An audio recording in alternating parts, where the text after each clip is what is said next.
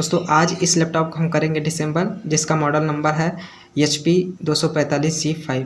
तो चलिए वीडियो शुरू करते हैं।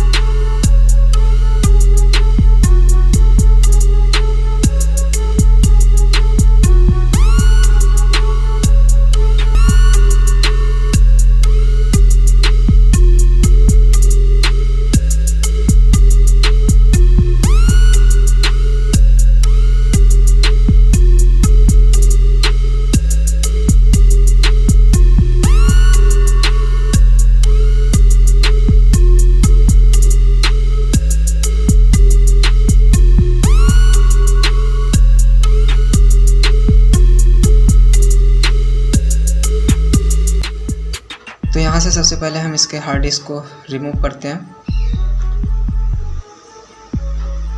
हार्ड डिस्क को यहाँ से रिमूव कर दे रहे हैं हम, और उसके बाद हम इस रैम को भी यहाँ से रिमूव कर देते हैं। अगर इन सबको हम दूसरा लगाना चाहते हैं तो यहाँ से आसानी से रिमूव करके हम दूसरा लगा सकते हैं। और ये रहा हमारा स्पीकर का वायर, इसे हम रिमूव करते हैं। नया स्पीकर ये में इंस्टॉल करना है तो इस तरीके से हम यहाँ से निकाल कर चेंज कर सकते हैं। तो मदरबोर्ड के सारे जो भी पट्टे वायर इसमें लगे हैं चारों तरफ से हमें ओपन कर देना है। और ध्यान दें चारों तरफ से हमें देख लेना है कहीं कोई वायर छूटे ना, नहीं तो टूट सकता है।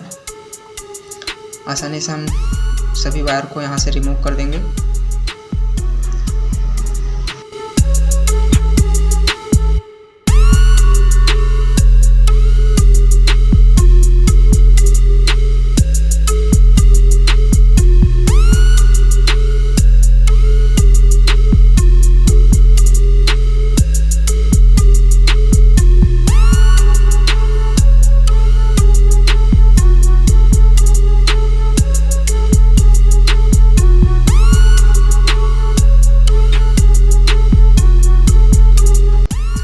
मदरबोर्ड में लगे सारे स्क्रू को हम पहले रिमूव कर देते हैं ताकि हमारा मदरबोर्ड आसानी से ऊपर आ सके।